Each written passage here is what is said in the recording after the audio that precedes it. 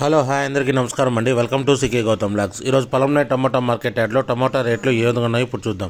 అందుకంటే ముందు మన ఛానల్లో ఉన్న ఫస్ట్ టైం చూస్తుంటే ఇంతవరకు సబ్స్క్రైబ్ చేసుకోకపోతే ప్లీజ్ సబ్స్క్రైబ్ చేయండి. అలాగే పక్కన ఉన్న బెల్ ఐకాన్ని క్లిక్ చేయండి.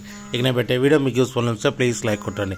ఇక పొలంనే టమాటా మార్కెట్ యార్డ్లో ఈరోజు వచ్చిన కాయలు క్వాలిటీ లేకపోవడంతో రేట్లు అనేది డౌన్గా ఉంది.